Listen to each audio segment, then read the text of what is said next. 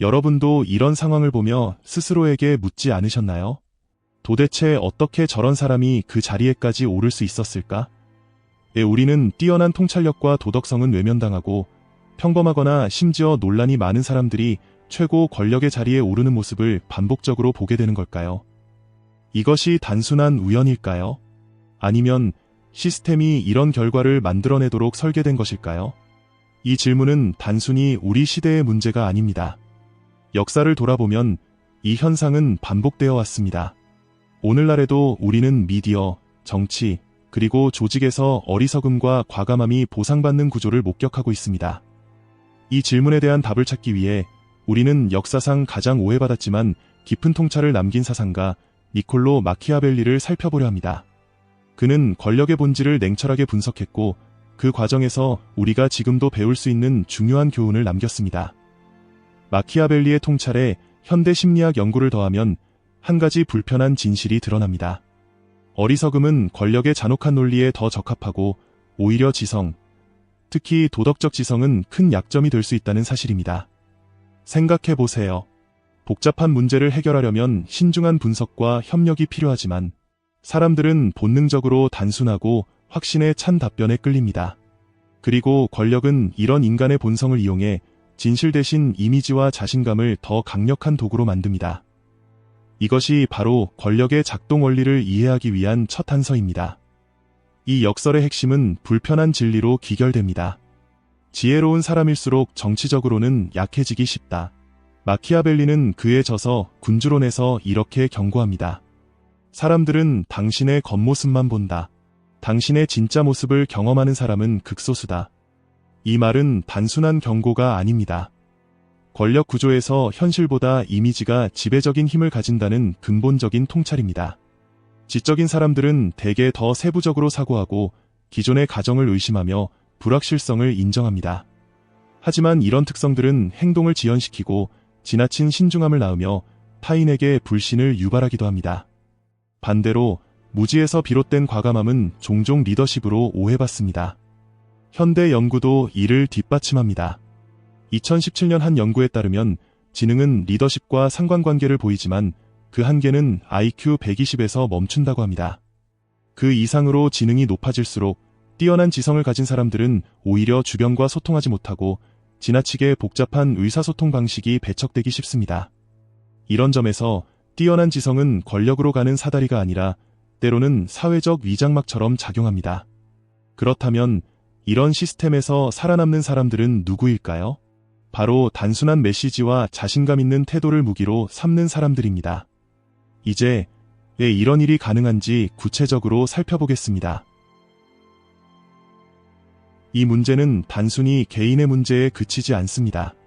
정치적 문제이기도 하죠. 자신감은 사람들을 설득하지만 신중함은 사람들과의 거리감을 만들곤 합니다. 특히 긴박한 리더십 환경에서는 확신 있는 태도가 실제 역량보다 더 중요하게 보이기도 합니다. 이것은 단순히 개인적인 성격 특성의 문제가 아닙니다. 사회적 환경과 현대 커뮤니케이션 구조가 이런 현상을 더욱 강화하고 있습니다. 연구에 따르면 과잉 자신감을 가진 사람들은 실제 성과와 상관없이 더 유능한 리더로 인식될 가능성이 높습니다. 스타트업 문화에서부터 군 조직의 계급 구조까지 이러한 권위에 대한 착각은 계속해서 반복되고 있죠. 예를 들어 한 스타트업 창업자가 우리는 세계를 바꿀 준비가 되어 있다는 확신의 찬 메시지를 던진다면 그 메시지가 실현 가능성이나 구체적인 계획보다 더 큰 주목을 받을 가능성이 높습니다.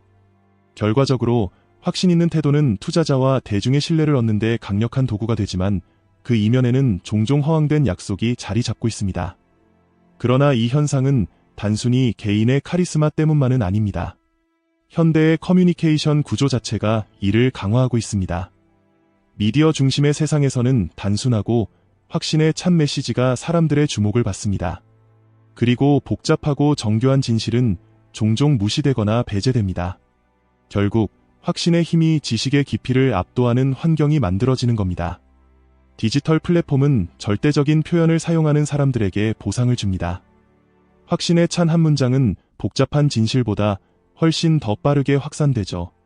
이런 환경에서 사람들은 진실을 파악하는 노력보다 단순한 메시지를 소비하는 쪽을 더 선호하게 됩니다. 그리고 이 과정에서 확신의 힘이 권력을 잡는데 중요한 역할을 하게 됩니다. 하지만 진정한 위험은 단순히 누가 권력을 얻느냐에서 끝나지 않습니다. 그들이 권력을 잡은 뒤 무엇을 하느냐에 있습니다. 왜냐하면 환상의 기반의 권력을 얻은 사람들은 대부분 거기서 멈추지 않기 때문입니다. 그들은 자신의 통제를 고착화하기 위해 주변 시스템을 자신들에게 유리하게 재구성합니다. 예를 들어 미디어에서 높은 위치에 오른 인물이 자신의 이미지를 보호하기 위해 비판적 사고를 배제하고 자신에게 유리한 정보만을 퍼뜨리는 방식을 선택한다면 그 시스템은 점점 더 왜곡된 구조로 변질됩니다. 마키아벨리는 단순히 권력을 어떻게 얻는지만 연구한 사람이 아닙니다. 그는 권력을 어떻게 유지하는지도 깊이 탐구했습니다. 그의 가장 섬뜩한 통찰 중 하나는 불안정한 통치자들이 재능이 아닌 약점으로 자신을 둘러싼다는 것이었습니다. 통치자의 지능을 평가하는 첫 번째 방법은 그가 곁에 두고 있는 사람들을 보는 것이다. 이 말은 단순히 친해주의를 비판한 것에 그치지 않습니다. 이것은 철저히 계산된 전략이며 권력을 유지하는 핵심 도구 중 하나입니다. 불안정한 지도자들은 자신의 약점을 숨기고 권력을 유지하기 위해 의도적으로 무능함을 조직화합니다. 이 전략은 단순히 권력자 개인의 선택이 아니라 시스템 전체를 조작하는 방식으로 작동합니다. 위협을 느끼는 지도자는 자신에게 도전할 가능성이 없는 부하를 선택합니다. 그들은 충성스럽고 의존적이며 평범한 사람들만 곁에 두죠. 이렇게 해서 그들은 무능의 보호막을 만들어냅니다. 예를 들어 일부 정치 지도자들은 자신에게 비판적일 가능성이 있는 전문가 대신 자신의 명령에 충실히 따를 아첨꾼을 임명합니다. 이 과정에서 실질적인 역량은 점점 중요성을 잃게 되고 시스템은 점차 리더의 약점을 보호하는 구조로 변질됩니다. 그 결과 이 시스템 안에서는 누구도 지도자에게 위협이 되지 않으며 깊이 생각하는 것조차 금기가 됩니다. 비판적 사고와 다양한 관점은 억압되고 리더의 권력을 강화하는 도구만이 남게 되죠. 이 현상은 단순히 역사의 특정 시기에만 나타난 예외적인 일이 아닙니다. 이 패턴은 시간과 지리를 초월해 반복됩니다. 로마 제국의 황제들은 자신을 둘러싼 신하들에게 재능보다는 충성을 요구했습니다. 현대 조직에서도 비슷한 패턴을 볼 수 있습니다. 예를 들어 브라질의 정치 임명에서는 창의성보다 복종이 보상받는 사례가 많습니다. 또한 일부 기업 이사회에서는 혁신적인 아이디어를 가진 사람들보다 리더의 의견을 무조건 따르는 사람들이 더 빠르게 승진합니다.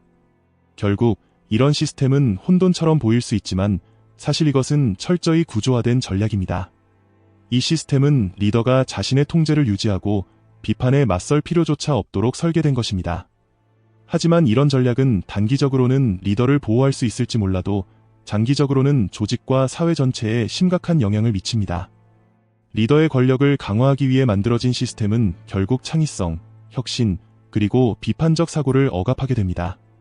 이런 환경에서는 문제 해결 능력이 점점 약화되고 조직 전체가 점차 정체되거나 붕괴할 위험에 처하게 됩니다.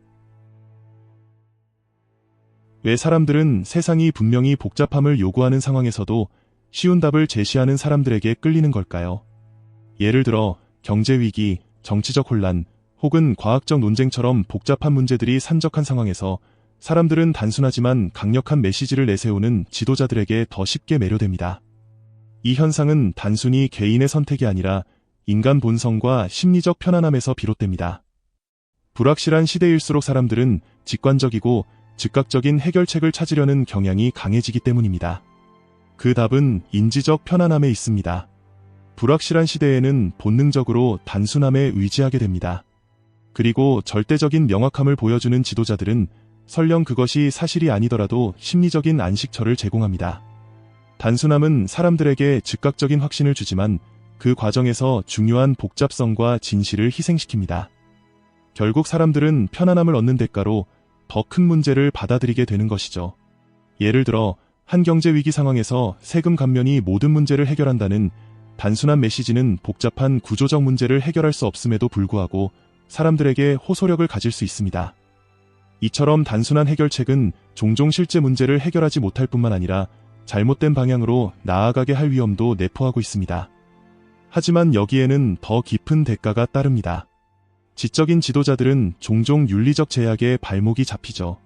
마키아벨리는 이를 인정하며 이렇게 말했습니다. 군주는 선하지 않는 법을 배워야 한다.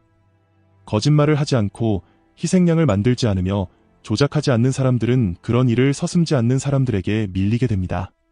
결국 도덕적 불균형이 생겨납니다. 원칙이 강할수록 사용할 수 있는 전술은 줄어들고 잔혹한 환경 속에서 원칙은 오히려 약점이 되어버립니다. 현대 연구도 이를 뒷받침합니다.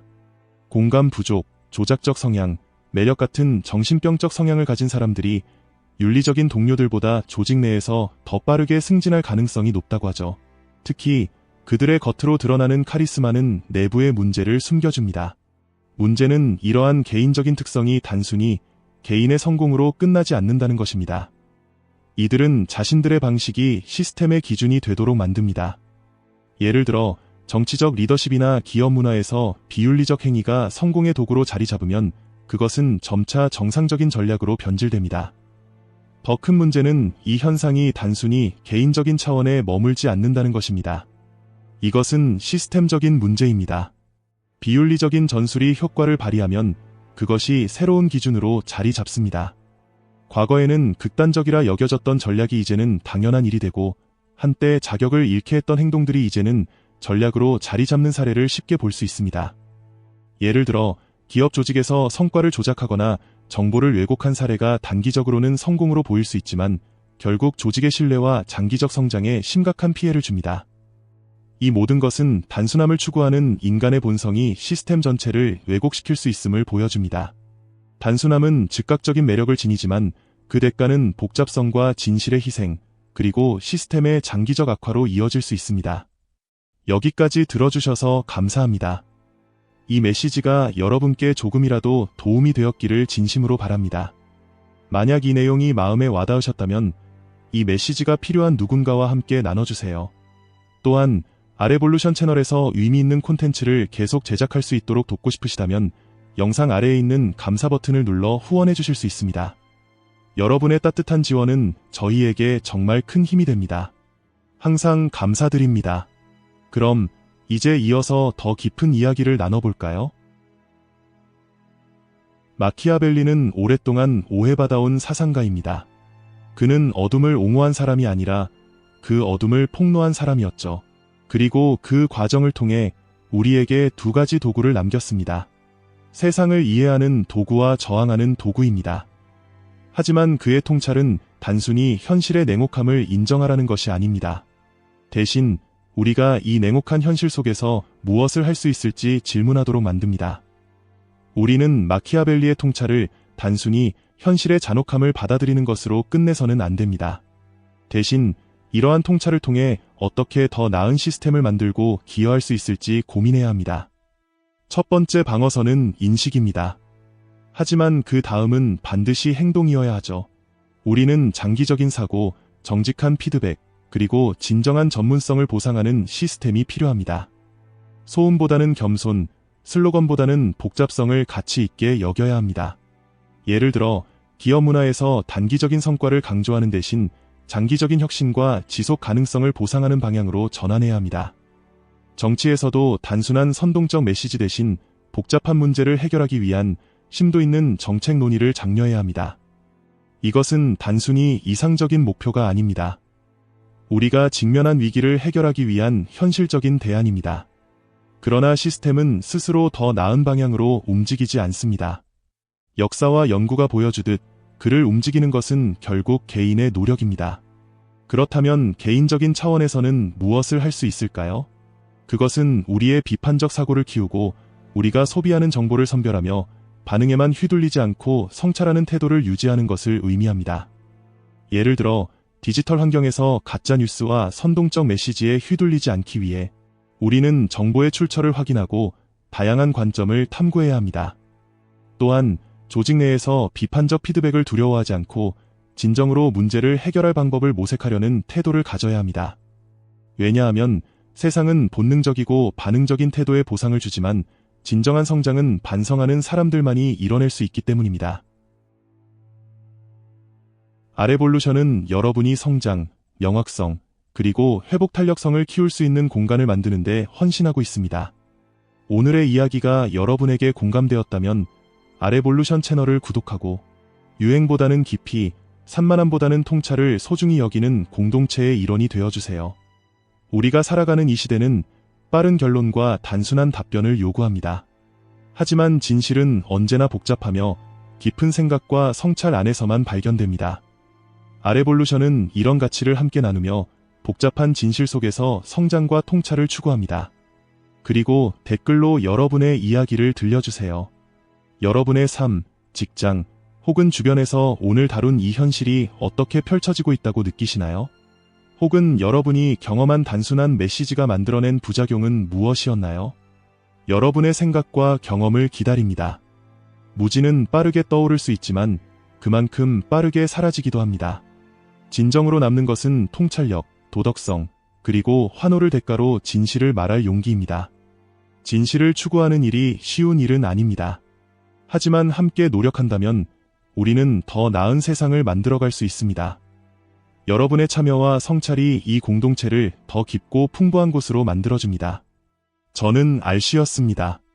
다음 시간까지 호기심을 유지하고 깨어있으며 마음의 힘을 키워가세요.